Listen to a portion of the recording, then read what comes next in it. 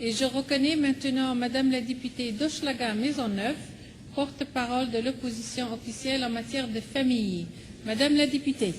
Merci, Madame la Présidente. Alors, il me fait plaisir d'intervenir aujourd'hui en lien avec le projet de loi 103, loi modifiant la Charte de la langue française et d'autres dispositions législatives présentées par la ministre de la Culture et des Communications, de la Condition féminine et ministre responsable, et de là tout le titre qui lui revient, les responsabilités de l'application de la Charte de la langue française. Alors, Madame la Présidente, je voudrais juste qu'on reprenne le premier paragraphe des notes explicatives de ce projet de loi. Et ça se lit comme suit. En matière de langue d'enseignement, il permet au gouvernement de déterminer par règlement.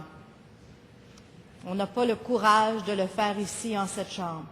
De déterminer par règlement le cadre d'analyse et les règles applicables pour évaluer une demande d'admissibilité à recevoir un enseignement en anglais financé par l'État.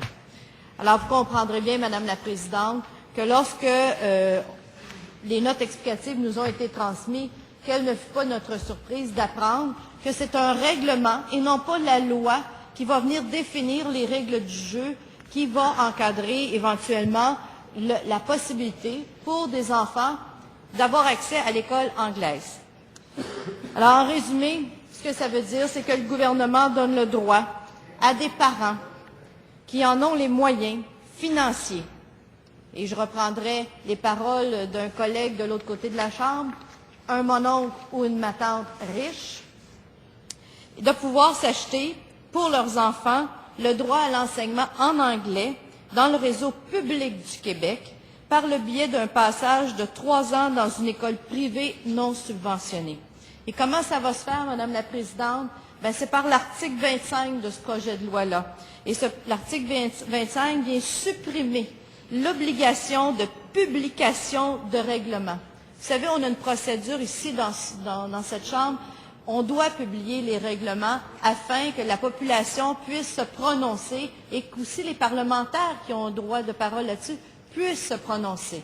Eh bien, dans ce projet de loi-là, on vient bâillonner la population, bâillonner le droit des parents, bâillonner l'ensemble du Québec à se prononcer sur les règles qui seront édictées par le gouvernement en tant que tel.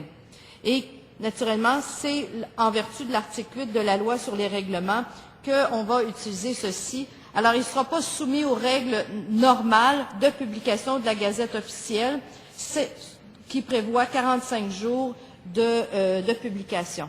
Alors, vous comprendrez, Madame la Présidente, que c'est assez désolant de voir l'attitude du gouvernement de bâillonner la population du Québec dans un enjeu aussi important, un enjeu qui fait partie de nos valeurs fondamentales, qui est notre langue commune ici au Québec.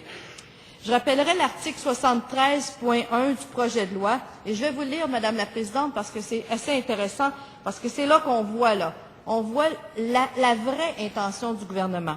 Alors, le gouvernement peut déterminer par règlement, un règlement qu'on ne connaît pas, qu'on ne connaîtra pas, pour lequel on ne sera jamais consulté, le cadre d'analyse suivant lequel une personne désignée, en vertu de l'article 75, doit effectuer l'appréciation de la majeure partie de l'enseignement reçu qui est invoqué à l'appui d'une demande d'admissibilité fondée sur l'article 73.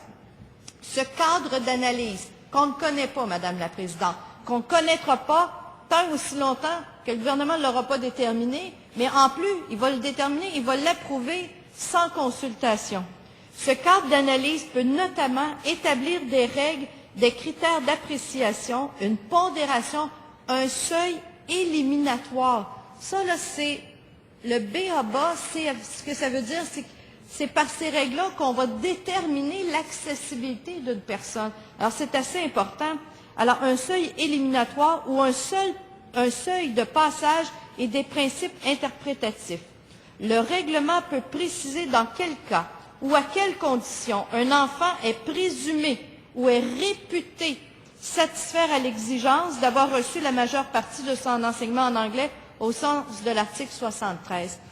Madame la Présidente, l'enjeu de la langue est trop important au Québec. Il s'agit de la survie d'un peuple. Il s'agit de la préservation d'une langue qui n'est parlée que par 2% en Amérique des personnes.